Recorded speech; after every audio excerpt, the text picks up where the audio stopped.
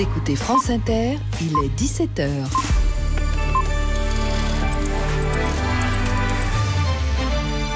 Les infos, Emmanuel Grabé. Emmanuel Macron a dévoilé ce matin des mesures du plan de déconfinement à partir du 11 mai en visioconférence avec des représentants des maires. Le chef de l'État a annoncé que le cadre de ce plan ne serait pas régionalisé, il sera national mais adaptable localement.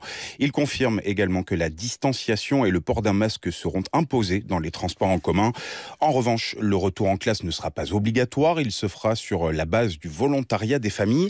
La réouverture des écoles primaires est l'une des principales inquiétudes des maires qui ont la charge de ces écoles. Jean-Luc Moudenc, le maire Les Républicains de Toulouse, attend de l'État des règles claires dès la semaine prochaine. Alors la règle pour les écoles maternelles et primaires, effectivement, on est très concernés.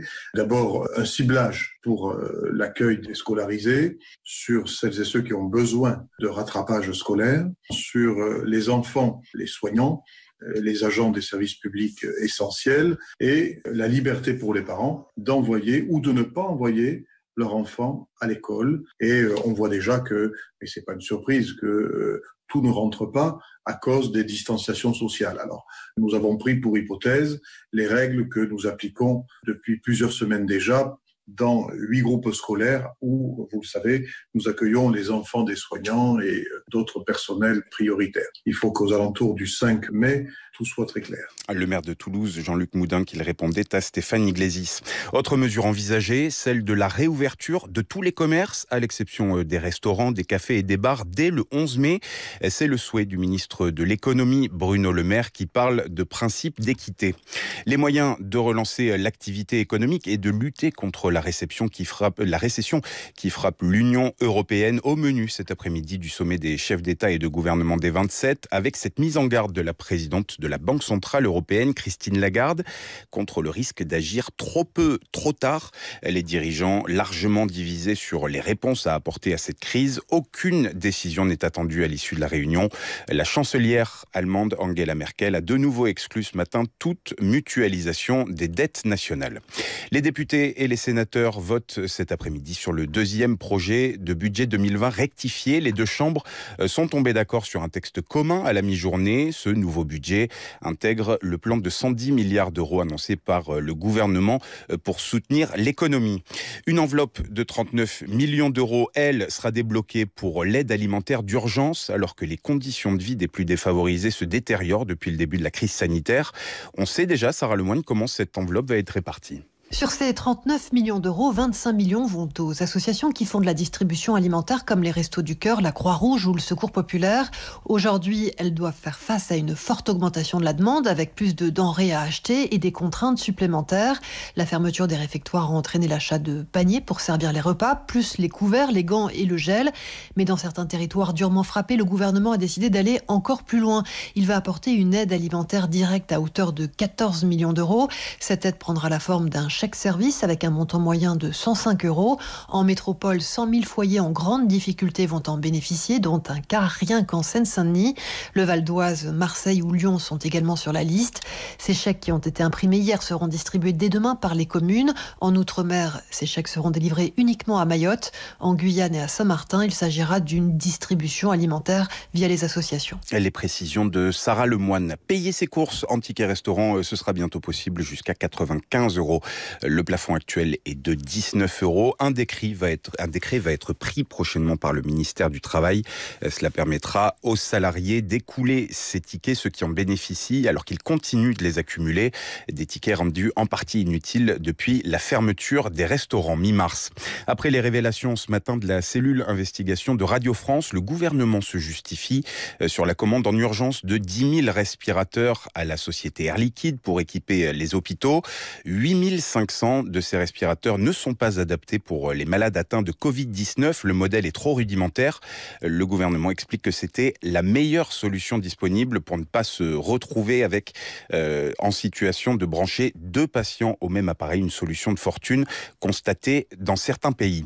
Pour le 3e jour consécutif, l'Espagne connaît une légère hausse du nombre de décès en 24 heures, 440 selon les autorités sanitaires. Le pays est le 3e le plus endeuillé au monde par la pandémie derrière les États-Unis et l'Italie. Le Royaume-Uni, pour sa part, annonce 616 morts supplémentaires à l'hôpital, un chiffre en baisse par rapport à la veille.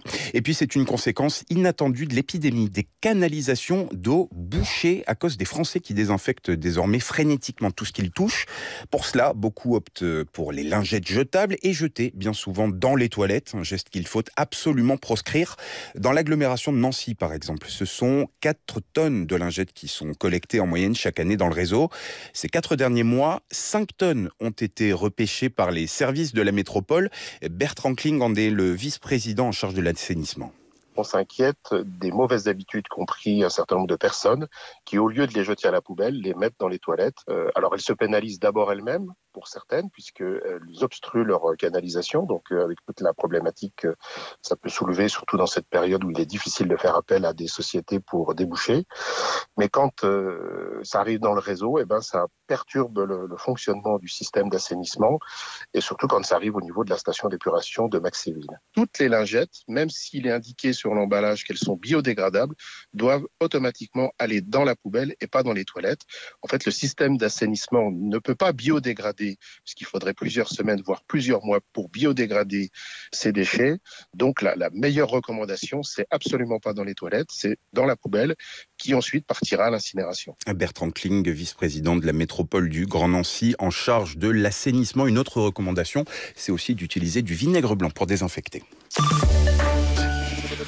France Inter aime le cinéma. En attendant la réouverture des salles de cinéma, c'est ridicule d'attendre. Eh bien, essaie encore. France Inter, solidaire du cinéma indépendant, s'associe à Univers Ciné pour vous proposer une sélection de films inter. Contrôle de police. Vous faites quoi là? On attend le bus. Is it okay with you? Je sais pas si vous vous souvenez de moi. Je me souviens. D'accord. Retrouvez toutes les infos et votre code privilégié réservé aux auditeurs. Vous parlez de mon blouson? Sur franceinter.fr. 17h et précisément 7 minutes sur France Inter. Voici toute l'équipe de Parjupidémie autour de Charline Vanhoenacker. Bonjour Emmanuel Grabé. J'ai écouté attentivement votre flash. Et alors donc non seulement les Français ont fait des réserves de PQ, mais aussi des réserves de lingettes. J'ai pas osé le dire, mais effectivement. On vit un moment tout à fait passionnant. Cette épidémie est surprenante. Vous avez bien du courage avec toutes ces informations en tout cas. Je vous remercie beaucoup Emmanuel. Le prochain point bien sûr sur l'information, ce sera à 18h. Et en attendant, écoutez, on sonne la récré. C'est parti. «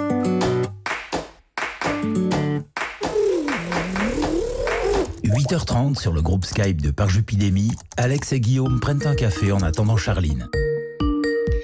Non, parce que tu vois, Stendhal, les classiques, moi je veux bien, mais... Ouais, moi j'aime bien la chronique de Juliette, quoi. Non, mais moi aussi j'aime bien ça, mais ça part dans tous les sens. Ça fait 3 jours qu'elle en parle, on sait toujours pas pourquoi ça s'appelle le rouge et le noir, son bousin, là. Ouais, c'est pas faux. Tu crois qu'elle nous cache quelque chose? Je sais pas, mais... Salut les amis. Oh, dites donc, vous êtes déjà là?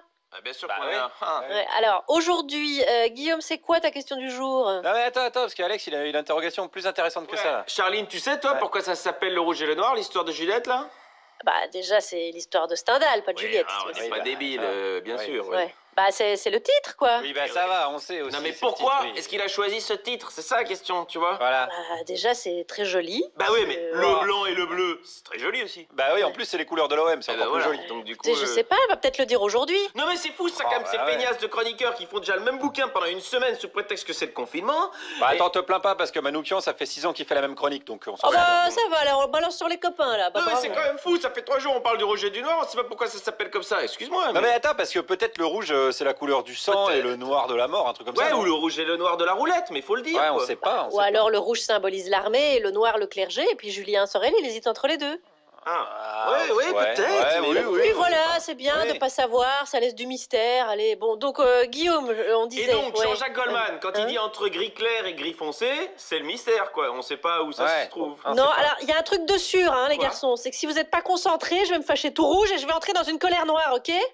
Ok, alors ma question... Voilà, ta question, on accouche, on y va, là.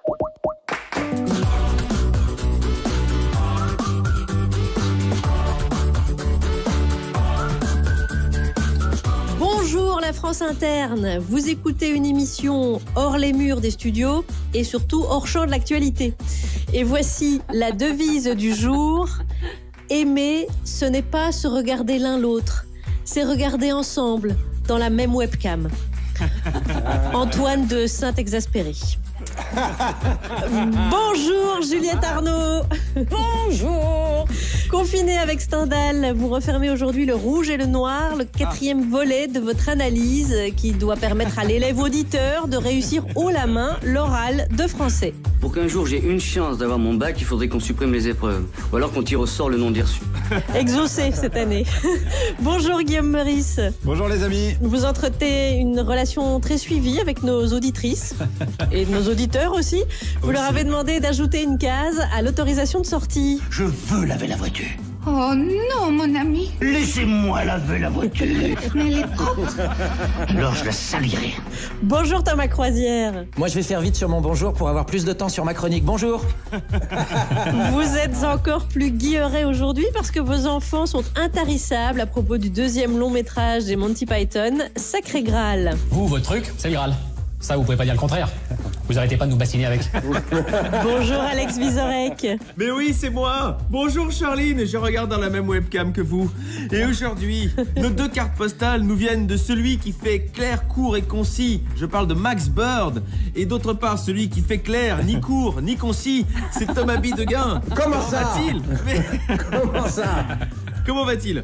Mais il va bien, il vous embrasse fort depuis Paris. On est content de vous retrouver. Il y aura également la prescription musicale de Mélanie Bauer. Et c'est pas comme les masques, hein. Il y en a encore plein en stock. Il y aura également un dessin pointu, des exercices inattendus et un journal décousu. Voilà le programme bien dodu. Dodu parce qu'il est nourri de rimes riches, visiblement. C'est travaillé. Allez, on va maintenant envoyer la césure à l'hémistiche de ce sommaire, ce qu'on appelle plus communément une pêche de fin de sommaire. France Inter, Charline Vanhoenacker, Alex Vizorek, par Jupidémie. Voilà, c'est ça qu'on appelle la pêche, la super pêche. J'en profite pour vous apprendre le jargon de la radio parce qu'on est là pour apprendre aussi, les amis. Alors cette année, la palme du meilleur scénario revient clairement au Pangolin. Je pense qu'il renvoie tous les scénaristes au rang de spectateurs, sauf un qui analyse la trame de l'histoire qui se déroule devant nos yeux écarquillés. C'est Thomas Bidegain. Oh, c'est beau. C'est très beau. Et oui, effectivement, c'est à moi. Et moi, je reviens vous parler de storytelling parce que rien n'est jamais assez dérisoire en ces temps de tout. Et je reviens vous parler de ces petits récits de cigarettes qu'on fume comme ça, presque sans y penser, parfois même juste pour se donner une contenance et qui, mis bout à bout, forment la grande histoire de la nicotine qui pourrait miraculeusement nous sauver du coronavirus. Eh oui, la science avance, mais trop lentement, hélas, puisque toujours rien sur les effets bénéfiques du dry martini. C'est pas grave. Je vais continuer mes essais cliniques. Je vous tiendrai au courant. Je suis un peu le Raoult du vermouth. C'est bien écrit, ça. Et bon, enfin bon, la semaine prochaine, on va nous dire que c'est le cannibalisme qui immunise du virus. Puis la semaine suivante, ça sera la pédophilie. Et ben oui...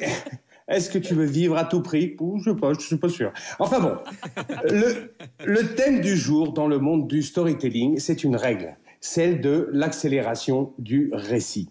Parce qu'une histoire, ça accélère. Les situations s'empilent, se complexifient, le temps presse, et puis à un moment, Brad Pitt, il en a marre de voir vos gueules, il monte dans un avion et il va régler le truc. C'est comme ça. Plus on avance, plus une histoire n'est qu'une suite de mouvements, de décisions et de poursuites. On a ça aussi dans les films français. Tout d'un coup, bam, Fabrice Lucchini se lève.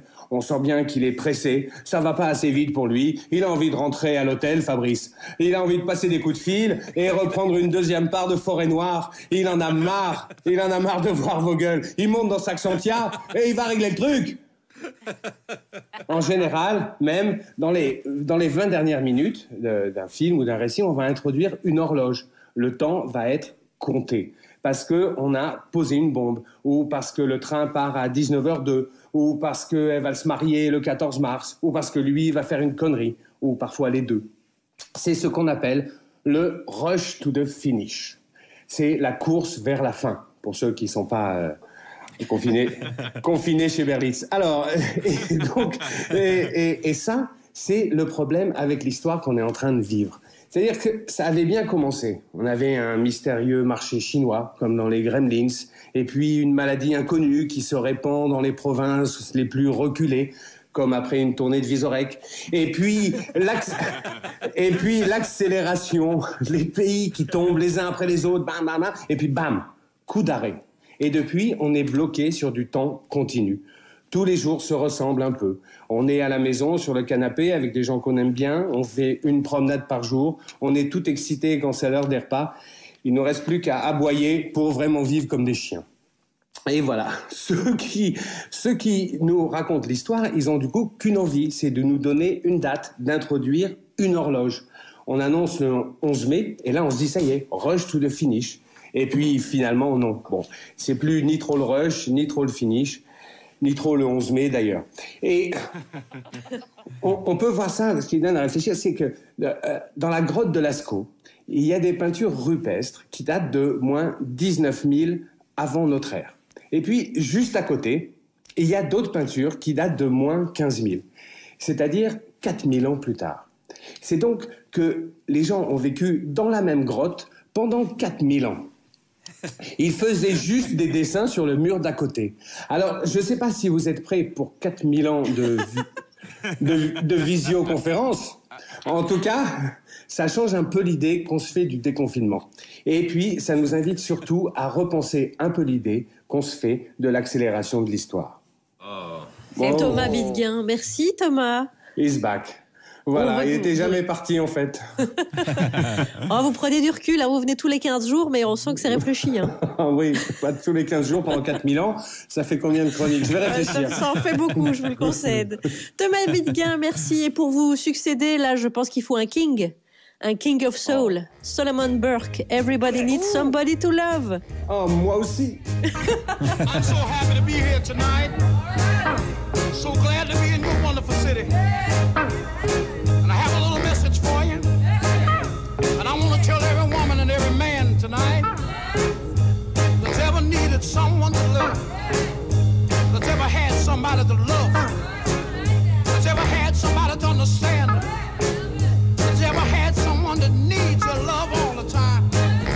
Someone that's with them when they're up, somebody that's with them when they're down. If you had yourself somebody like this, you better hold on to them. 'Cause let me tell you something. Sometimes you get what you want, and you lose what you have. Now there's a song I sing, and I believe if everybody was to sing this song, you'd sing the whole world. Listen to me.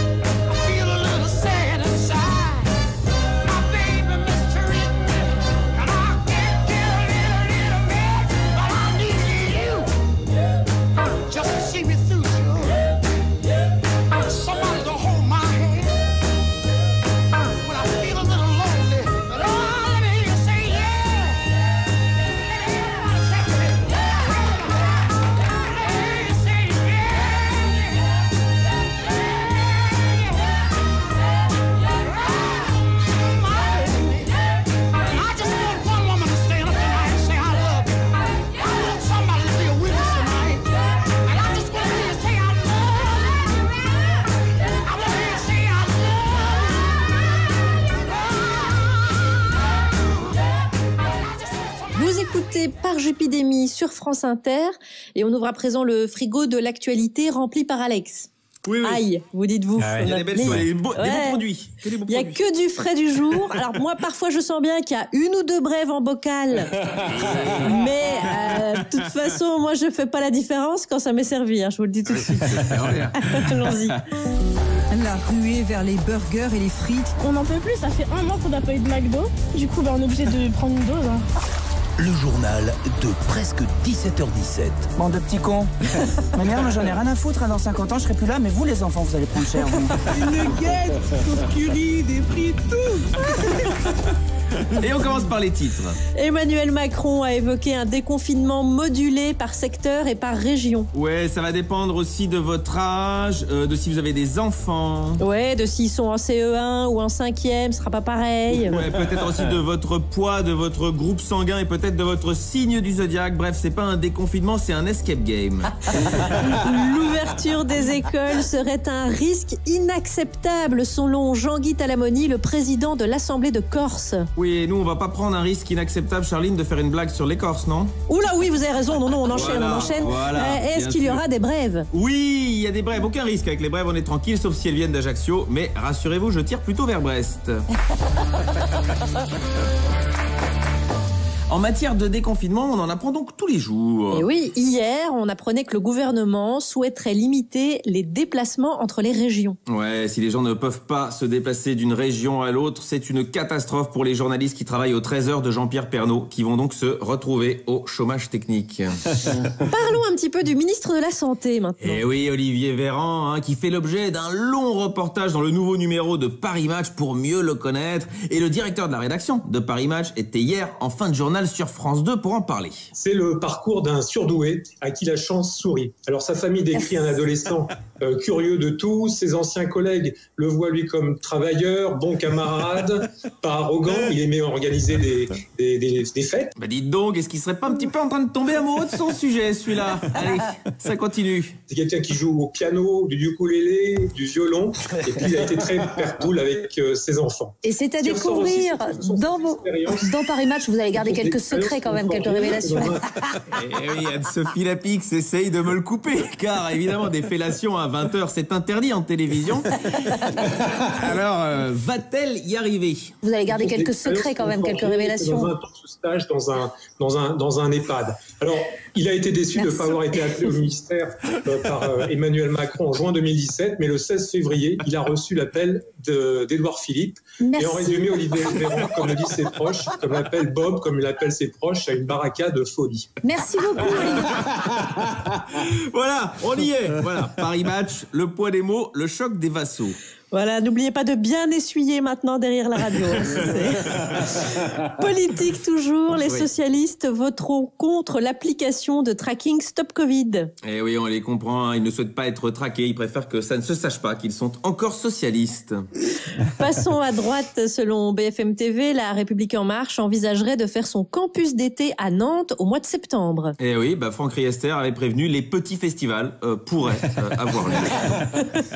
Santé, une étude avance l'hypothèse d'un effet protecteur de la nicotine contre le coronavirus. Et oui, si la sécurité sociale en vient rembourser les Lucky Strike, c'est vraiment un très beau retournement de situation de la part des lobbies du tabac.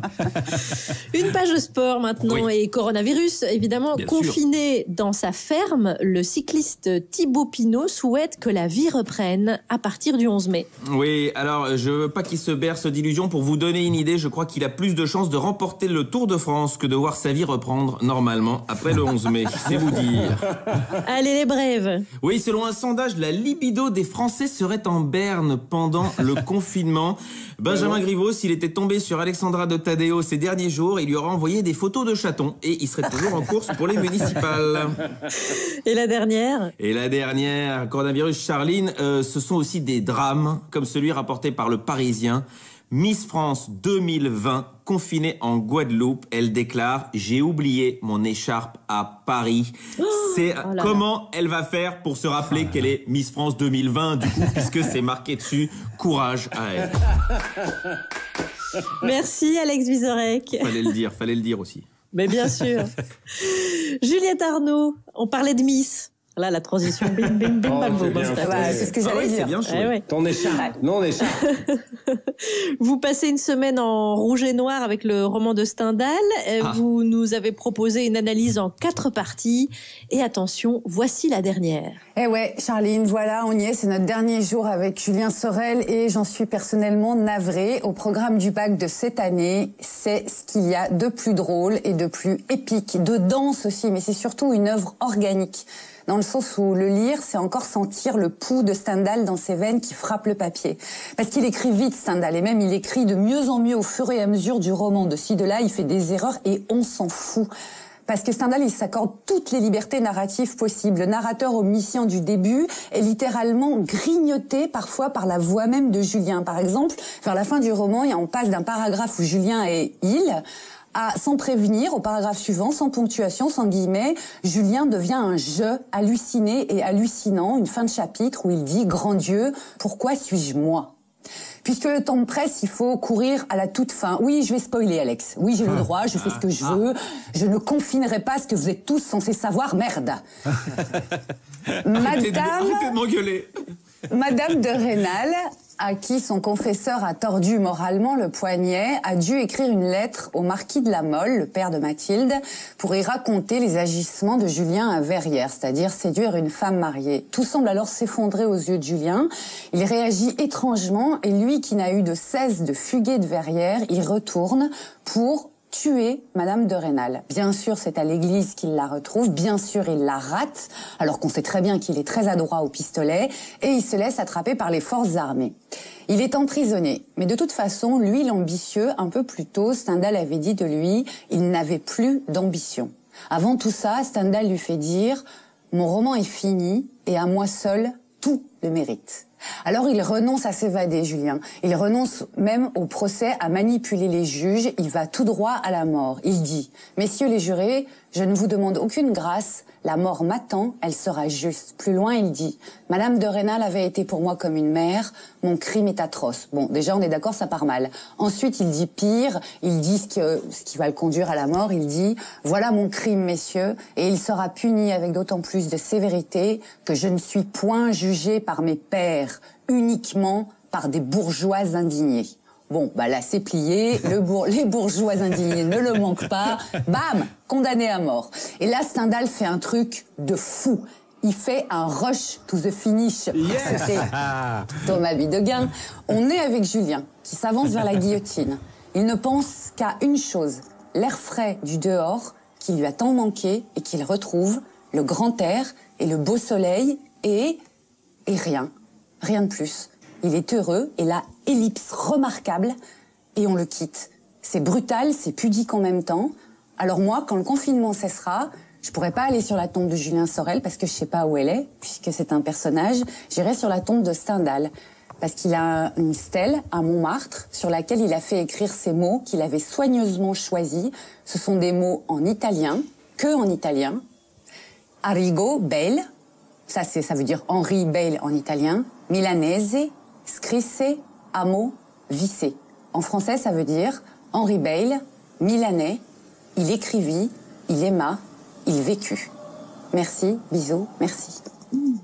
Et ainsi, vous refermez le rouge et le noir, Juliette Arnaud. Merci. D'ailleurs, pourquoi ça s'appelle le rouge et le noir, Juliette Arnaud ? C'est une question que j'avais comme ça. Alors, vous n'écoutez rien, Alex. Ça va chier. Vous allez avoir 2 au bac, très clairement. Je suis au fond de la classe et je discute avec mon ami Guillaume des fois, alors... Voilà. Donc, je l'ai dit, le rouge, c'est sans doute le rouge qui a sur l'uniforme de la garde impériale, des lanciers de la garde impériale. Et le noir, évidemment, c'est l'habit qu'il a à peu près tout le long, c'est-à-dire celui du séminaire. C'est ce que je disais à Charline. J'ai dit, mais ça doit être ça. Mais vous voyez pas. Ouais.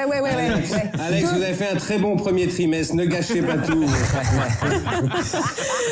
Thomas Bidegain en proviseur, j'adorerais. Ouais.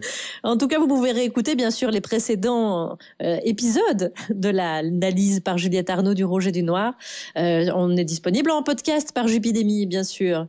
Alors, heureux ceux qui sont confinés avec leur instrument de musique. Heureux ceux qui prennent enfin le temps de faire des playlists aussi, Alex. Oui, et malheureux ceux qui sont confinés à côté d'un programmateur musical de France Inter.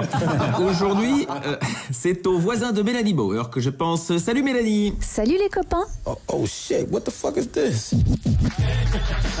Vous vous souvenez quand on avait racheté tous nos vinyles en CD parce qu'on pensait que le son numérique c'était bien mieux? Et puis qu'après, on a tout retéléchargé en MP3 gratuit avec un son dégueu parce qu'on était bien content d'avoir plein de chansons qu'on n'écoutait jamais dans notre ordinateur. Et puis qu'on s'est finalement tous abonnés à des plateformes de streaming. Eh bien, cette nuit, en adéquation avec la grande absurdité de ces supports de chansons, a débarqué un petit événement. Le premier album de Dr. Dre, The Chronic, sorti en 1992, enfin disponible sur les plateformes. Dingue, non? Halle Berry, bad bitches. Yo, Annie Clarice. Oh, bitches, I'm on the fuck. That's it right there. Okay. I know Doc. Dre gon' do my music and shit.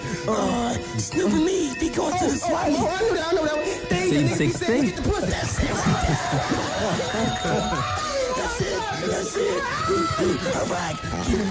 Alors pourquoi il est important ce disque? Déjà parce qu'il est précurseur d'un nouveau genre, le gangsta funk. Des samples de classiques funky 70s, George Clinton, Solomon Burke, James Brown, beaucoup de gros mots, des règlements de compte entre rappeurs, des blagues, du cul et des petits sketchs en intro des morceaux. Et puis aussi, il y a un tout jeune rappeur avec une drôle de bouille et toujours un joint à la main, Snoop Dogg. Bref, ce disque, c'est la base du hip-hop. Wake up, jumped out my bed. I'm in a two-man cell with my homie little half dead. Murder was the case that they gave me. Dear God, I wonder can you save me? Oui, parce que Dr. Dre, c'est le producteur responsable de la déferlante rap West Coast dans le monde. Producteur de Snoop donc, mais aussi Eminem, 50 Cent, fondateur du groupe NWA, inventeur, magicien du son et de la mentalité rap des 90s, gangsta. Bon, il faut donc avec lui aussi séparer l'homme de l'œuvre. Hein. Il a une jeunesse cohérente avec sa musique, alcoolo, drogué, avec son lot de courses de bagnole et de violence contre la police et les femmes. Mais bon, il s'est excusé, il a changé. De toute façon, ce n'est plus à la mode. Maintenant, il a plus de 50 ans et des centaines de millions de dollars sur son compte en banque. Notamment grâce à vous, qui achetez très cher sa marque de casque audio. Once again, somebody death row organization committing mass murder. And we ain't asking for shit, nigga, we taking it. So Dre, blast they ass, nigga. Rat-tat-tat-tat, late at night with my jack on the streets of LA. Wondering where the pussy at. Straight player, looking for a hoe. Hanging out, rolling in my 6-4. 16 switches for the niggas in my hood. 17 shells, so I make it understood. Stay back, lay back, way back in the cut. You come outside, nigga, you're getting fucked up. I done told ya, creep, creep, your best move like Luther Vandross. I'm fucking up the West Coast. I'm right back up in your wing and nut. 1, 2, 3, nut from the DRE. But this is for the hoes that I used to know when I didn't have my 64 and a lot of dough. I keep it like this and like that, and I never hesitate to put a nigga on his back. Like that, and I never hesitate to put a nigga on his back. Like that, and I never hesitate to put a nigga on his back. Oh wait, that's that nigga you that grip. Yeah, that fool is. Break him on property. What's up? Yeah, that's the man. What's up?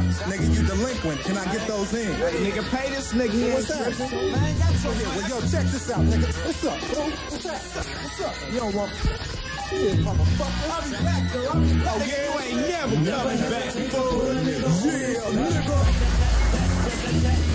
You know I never hesitate to put a nigga on his back. Like that, and I never hesitate to put a nigga on his back. Like that, you know I never hesitate to put a nigga on his back. Like that, and I never hesitate to put a nigga on his back. Creeping in, peeping in, we can get with these. The Chronic, slinging fat keys from my block, and it don't stop. Tell me where you wanna go, to the strip or take a trip ballin' with the road. My my shit off in your system attack. Endo smoke go in your lungs like that. You get lifted, calm, and a fist of bomb.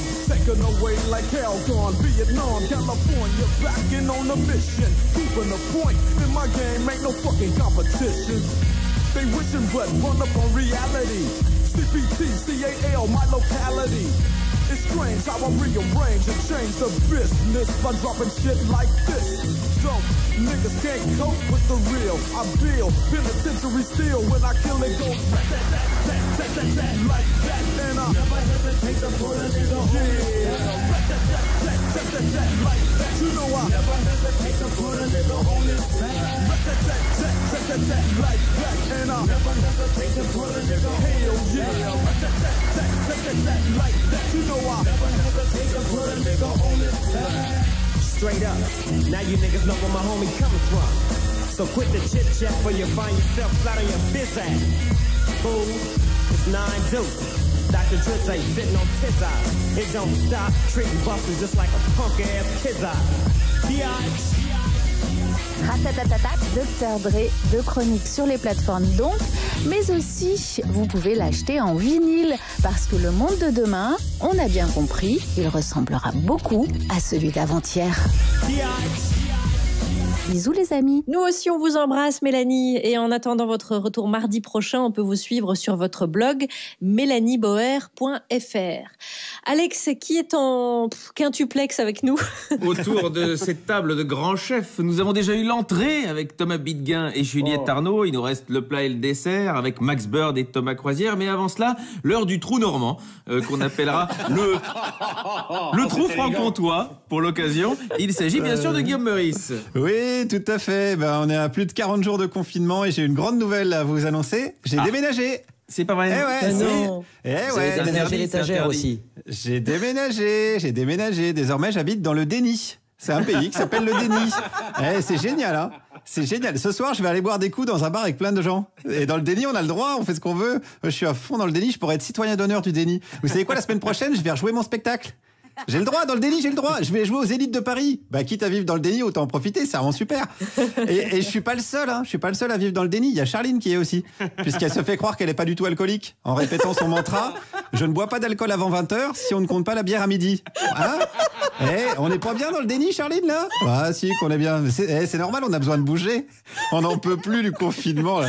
D'ailleurs, la question que j'ai posée aux gens aujourd'hui, c'est: quelle case on pourrait rajouter à cette putain d'attestation pour pouvoir se barrer? Et on commence tout de suite avec Julia. Eh bien, moi, je propose la case suivante. On va aux putes. Pourquoi? Parce que, tout simplement, mon voisin, j'en peux plus. Il arrête pas de se mater des vidéos pornographiques. Les murs sont pas épais dans notre immeuble. J'entends tout, j'en peux plus. Bref, utilité publique, on va aux putes. Ça fera plaisir à plein de monde. Voilà, on salue Julia, la voisine d'Alex Vizorek. Mais je vous ai vu arriver. Désolé. Je suis désolé.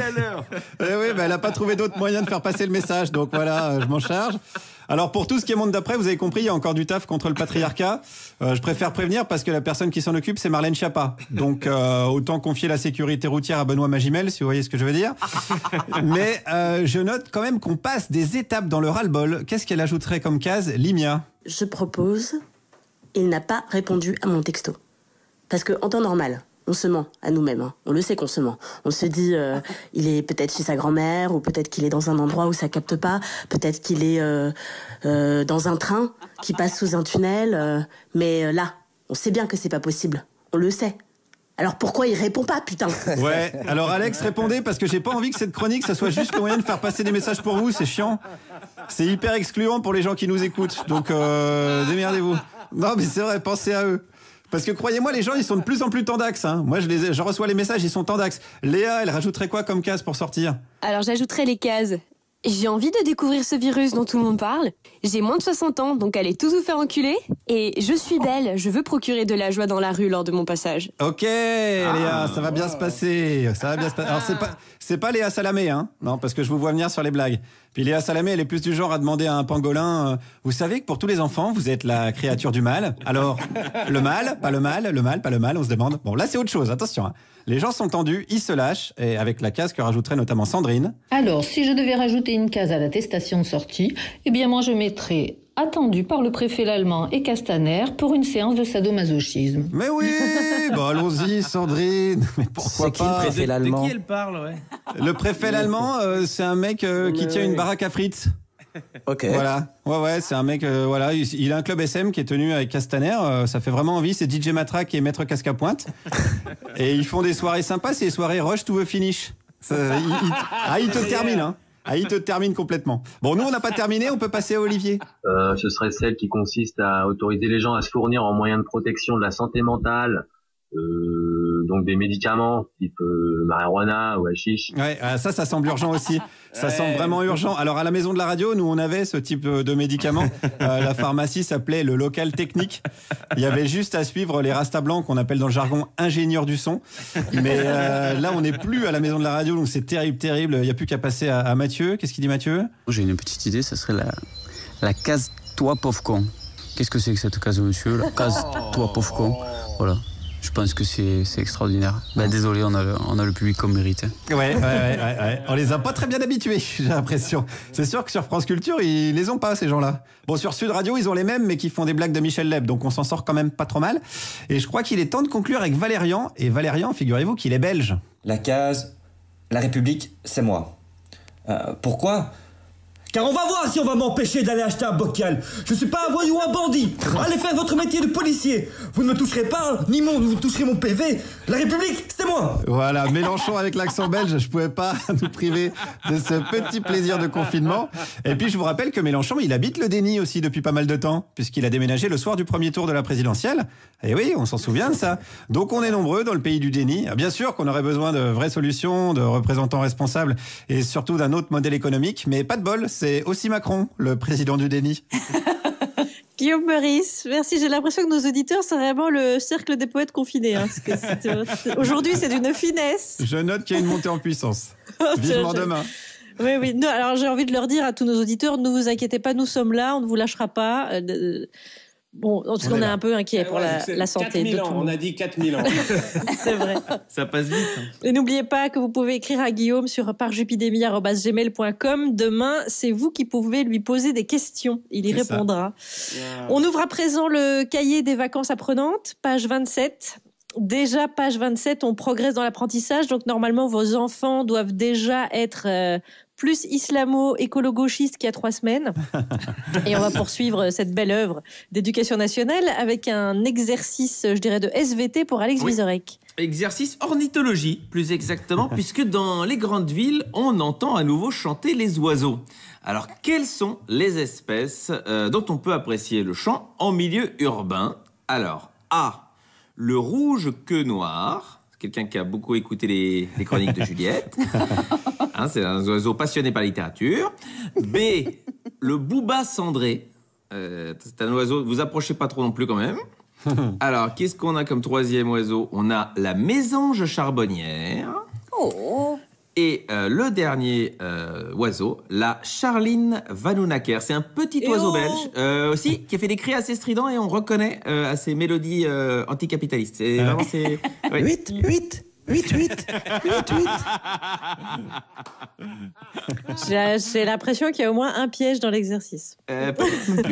Alors, moi, je vais vous soumettre un exercice de chimie. Qu'est-ce que le tableau de Mendeleïev ? Petit A, la liste des opposants politiques en Russie. Petit B, le principal chef-d'œuvre du peintre Mendeleïev. Petit C, le tableau des éléments chimiques. Petit D, l'équivalent russe du fichier Excel. Il y a une bonne réponse là-dedans. Il y a une bonne réponse là-dedans. Il y a une bonne réponse dedans. Guillaume. Allez, dernier exercice. Il y a une étude dont on en a parlé qui tend à prouver que les fumeurs sont moins contaminés par le virus. C'est une étude de Juliette Arnaud, Thomas Bidegain notamment. Mais attention quand même, la cigarette aggrave les symptômes du Covid-19. Bien essayé les lobbies, mais on vous a vu. Alors rappelons-nous qu'il y a un héros de bande dessinée qui fumait beaucoup, Lucky Luke. Mais depuis 1983, sa cigarette a été remplacée par autre chose dans la bande dessinée. Donc, par quoi ? C'est la question. Est-ce que c'est un masque FFP2 ? Est-ce que c'est une cigarette électronique parfum caramel au beurre salé ? Est-ce qu'il était hipster, Lucky Luke ? On ne sait pas. Est-ce que c'est une brindille ? ou est-ce que c'est une chicha, parfum fraise des bois? Le grand remplacement style. Le grand remplacement des cigarettes. Merci Guillaume. Les corrigés de tous les exercices sur la page de notre émission sur franceinter.fr et également sur notre page Facebook.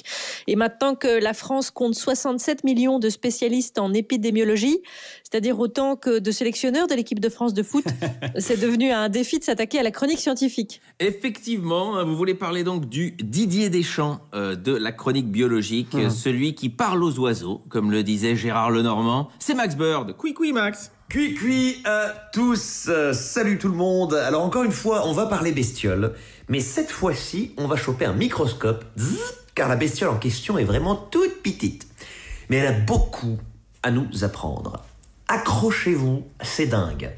Les amibes acrasiales sont des micro-organismes unicellulaires qui vivent dans la flotte. Donc c'est des petites cellules individuelles qui passent en général toute leur vie sous cette forme, à flottouiller comme ça dans des flaques. Bon. Eh bien, figurez-vous que ces amibes, quand elles sont soumises à un stress, quand leur environnement est dégradé, donc je sais pas si quelqu'un a pissé dans leur flaque par exemple, là, elles se surpassent. Elles déclenchent leur capacité spéciale en fait. Les amibes acrasiales se rassemblent pour former un organisme pluricellulaire, la limace amibiale.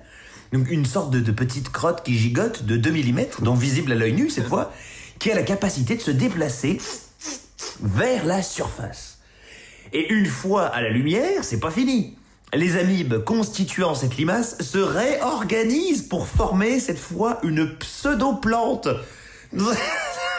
Mais c'est des aliens, laisse béton. Certaines amibes forment la tige de cette pseudoplante et les autres forment une boule à l'extrémité, plein d'amibes agglutinées sous forme de spores, qui pourront, une fois que la tige les hisse bien en hauteur, j'imagine être parsemées par les vents, et perpétuer ainsi leur espèce. Mission accomplie! Donc, je précise que seules les amibes devenues des spores vont potentiellement survivre, mais les amibes qui composent la tige se savent condamnées. Répétant leur célèbre mantra, il va y avoir des spores. Donc moi, je reste tranquille, se disent-elles. On a donc ici un cas exceptionnel d'organismes capables d'altruisme, sachant se sacrifier pour le bien commun, et surtout des organismes capables tout simplement de repérer quand c'est la merde, de s'organiser et de faire corps dans un but commun. Et je me suis fait la réflexion, dans les milliards d'années de l'histoire de la vie, il y en a eu des tas des formes de vie, des tas de stratégies proposées. Et celles qui ont duré hyper longtemps et qui sont encore là aujourd'hui, sont des stratégies qui ont payé. Notre espèce, nous, on sait pas si on fait les choses bien, on est là depuis avant-hier, donc si on se gourre de stratégie, on va juste pas faire long feu. Alors regardons autour de nous les succès sélectionnés par l'évolution. On a un super gros livre à lire avec des infos dedans bien plus solides que les paroles de beaucoup d'humains finalement. Donc je dis ça comme ça, mais peut-être que ce qu'on doit faire, c'est tous se rassembler et fusionner nos corps pour former une grosse limace. Je sais pas. Alors, voilà, on verra après le confinement si des gens sont chauds. Oui. En attendant, évitez les rassemblements physiques. Vous avez le droit de faire vos câlins à vos proches, mais attendez un peu avant de retrouver vos amibes. Allez, cucu à tous. On attendait. Excellent, cui. Merci beaucoup, Max Bird. On poursuit en musique. Ça démarre au quart de tour, la pensée fait des tours, et plus la montre tourne, plus tu perds le nord. On te dit de rester sourd, de taper des tambours, le fond de l'air est lourd, et tu dérives encore. Mentir pas permis, faiblir interdit, sois cool, sois poli. Dans l'ordre établi, tu cherches la sortie. Bye bye les gentils. Toi tu cries plus fort. T'as coupé les fils, t'as compris le deal. Tout est plus facile quand on devient fou. T'as quitté l'usine, cassé la machine. Au-dessus des cimes, les codes on s'en fout. Tu suis plus la partition, tu fais juste illusion, tu poursuis tes pulsions avant qu'elles s'évaporent. les premiers frissons. Passer le mur du compte, t'as enfin pu dire non. Et tu l'as dit très fort. Mentir pas permis, faiblir interdit. Sois cool, sois poli. Dans l'ordre établi, tu cherches la sortie. Bye bye les gentils. Toi tu cries plus fort. T'as coupé les fils, t'as compris le deal. Tout est plus facile quand on devient fou. T'as quitté l'usine, cassé la machine. Au-dessus des cimes, les codes on s'en fout.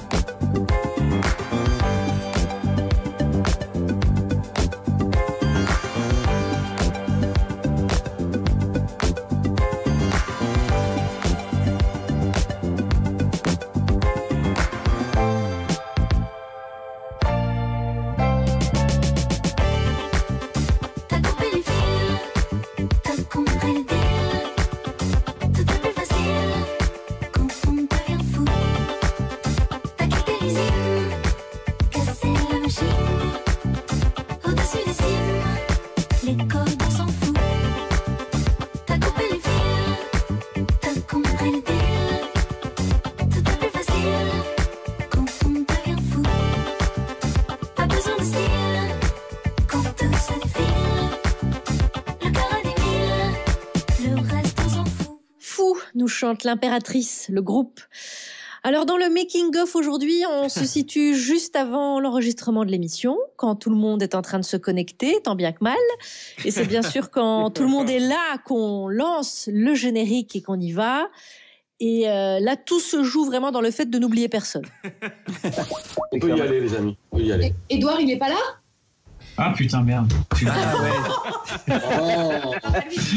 Oh la violence. Lui dites pas, ça lui fera plaisir. Ouais, alors ça, vous êtes gentil, vous le gardez en enregistrement. Hein. La seule personne qui s'est souciée d'Edouard, c'est moi. Voilà. Moi, c'est parce qu'on a dit Edouard, alors pour moi, c'est Thomas Croisière. Pas d'excuses. On s'en fout, on l'a laissé au bord de l'autoroute à la station-service. Je sais pas de quoi vous parlez, mais en tout cas, il est là, Thomas. Thomas Edouard. Toi, Edouard. Salut, les Thomas gars. Croisière. Tout le monde avait oublié de t'appeler, heureusement que je l'ai dit. Bon, bah écoute. Même, je vais te dire, j'aurais pas été con si on oublie de m'appeler. Juliette, ferme la bouche. Il y a ta mâchoire qui va te décrocher. championnats du monde de ma Non, mais c'est hallucinant. Qu'est-ce qui est hallucinant, Juju? Je suis la seule qui m'est rendu compte que t'étais là. Bah oui. Bah, t'es la seule qui pense à moi. Juliette a réouvert la bouche de la même manière maintenant. Je m'en remets pas d'autant de mauvais choix de la part d'une alcoolique. Ah là là, on rigole, c'est toujours ça que le virus n'aura pas. Allez, je vous rappelle que je suis garante de la cohésion de l'équipe, évidemment, donc je ne peux pas dire à un chroniqueur que je l'avais oublié, bien sûr, évidemment. Passons au dessin du jour. Chaque jour, on vous en propose un. Et voici le thème qu'on vous propose aujourd'hui. Attention, note bien. Amuse-toi à dessiner le monde d'après. Attention, pour t'aider, tu peux prendre du papier calque et recopier ton dessin du monde d'avant. N'hésite pas. Et poste ton dessin sur Twitter, #parjupidémie avant 14h30 demain. Car maintenant, on s'invite chez Thomas Croisière. C'est la séquence Les cahiers de vacances du cinéma. Confiné avec mes 2 chevaliers et Las Palais, je leur propose chaque soir la séance de Thomas Croisière. Et hier, c'était... Monty Python Sacré Graal de Terry Gilliam et Terry Jones. Sans la troupe des Monty Python, l'humour moderne n'existerait pas, à l'exception d'Alex Vizorek, pour qui la modernité n'est pas une priorité. Après 45 épisodes de leur mythique Flying Circus et des kilomètres de marches stupides, ils se lancent dans l'aventure Sacré Graal. Ça raconte en fait le roi Arthur, roi des Bretons, qui cherche des chevaliers pour les emmener dans son château de Camelot. Et ben il y a Dieu, il nous dit tu as une quête maintenant, tu dois chercher le Saint Graal. Certains prétendent que c'est en regardant Kaamelott sur M6 que les Monty Python eurent l'idée de Sacré Graal. D'autres pensent que ce sont les légendes arthuriennes qui les inspirèrent, tout comme Merlin l'Enchanteur de Disney, Excalibur de Borman, Indiana Jones et la dernière croisade de Spielberg, ou pour nos auditeurs, Perceval le Gallois de Romer. J'ai bien aimé la blague à l'anglaise. Le roi Arthur, il fait un combat contre un autre chevalier. Et là, le chevalier, il a perdu tous ses membres, et là il dit « C'est pas grave, c'est que des blessures artificielles. » C'est ce que j'ai bien aimé. Non, pas artificiel. Étymologiquement, fait avec art, mais superficiel. Fait avec super. Ce film est ludo-éducatif. Il permet aussi de travailler sa logique. J'ai bien aimé le passage de la sorcière aussi, quand on dit que la sorcière ça brûle et donc c'est un bois et ce qui flotte et le bois ça flotte, alors un canard aussi, donc si elle faisait le poil d'un canard c'était une sorcière. N'en déplaise à ma collègue Isabelle Sorante, auteure du Complexe de la sorcière, disponible dans toutes les librairies qui sont hélas fermées, cette logique est imparable, tout comme celle du cheval de Troie, déclinable avec un lapin. J'ai une idée. Et là, ils reviennent avec un lapin de bois comme pour prendre 3. Et là, il explique le plan et dit « Eh bien, nous, on est censé surgir du lapin, alors que le lapin, là, il se fait prendre dans le château. Et là, le soir, on va attaquer discrètement depuis le lapin. Ils seront sans défense. Mais vous n'êtes pas dans le lapin ? Ah, oui. » Guerre de Troie, Moyen-Âge, Sacré Graal est idéal pour réviser les programmes d'histoire de 6e et 5e, mais aussi la géographie. Et j'ai aussi aimé le passage du pont de la mort. Quel est ton nom? Sir Lancelot. Quelle est ta couleur préférée? Le bleu. Quelle est la capitale de la Syrie? Je sais pas. C'est bien évidemment Damas, fondé au 5e millénaire avant le coronavirus. Ce film initie également à la rhétorique. Combien de battements d'ailes fait une hirondelle pour se rendre avec une noix de coco? Ça dépend. Une hirondelle d'Europe ou d'Afrique? Je sais pas. Ces noix de coco que l'on entrecogne pour faire croire que l'on est à cheval. Habile stratagème quand on manque de budget. On y apprend aussi l'irrévérence. Et la toute fin, papa nous a dit qu'il était resté 10 minutes après, parce qu'il se disait, mais non, c'est pas fini comme ça. Donc préparez-vous une fin très bizarre. Je suis effectivement resté 10 minutes seul dans ce cinéma lillois, mais avec un générique sous-titré en suédois et le slogan « Le film à côté duquel Ben Hur ressemble à un documentaire », j'aurais dû me douter qu'il y avait anguille sous noix de coco. Vive le cinéma! Bravo. Merci Thomas Croisière. Vous nous aviez expliqué qu'Alfred et Gaston avaient été intarissables à votre micro après la projection. Et le problème, c'est qu'il leur joue depuis 2 jours maintenant. Et ben voilà, si vous voulez le même résultat chez vous, vous savez ce qu'il vous reste à faire, chers auditeurs. Merci beaucoup, les amis. C'est la fin de l'émission. C'est le moment de remercier les tauliers, Alex Vizorek, Juliette Arnaud, Guillaume Meurice et Thomas Croisière. Je retrouve Alex et Guillaume demain. Et Juliette et Thomas, je vous retrouve lundi. Oui. Peut-être. Enfin, merci à ceux qui nous ont rejoints aujourd'hui, Mélanie Bauer, Max Bird. Et merci Thomas Bideguin. Ouais, moi je vous adore. Oh, nous aussi, on sera ravis de vous retrouver bientôt, n'hésitez pas.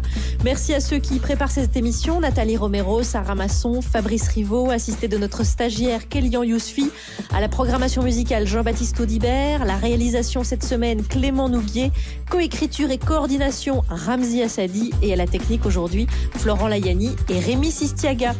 Vive la nicotine alors, hein. Je dirais vive les patchs et la nicorette. Et voici le mot de la fin consacré à l'humeur générale.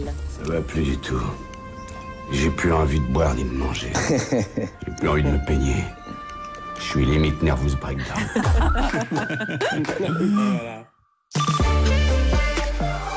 France Inter à vos côtés. Le répondeur Ma vie confinée est ouvert. Je suis américaine. J'ai eu l'occasion de rentrer aux États-Unis.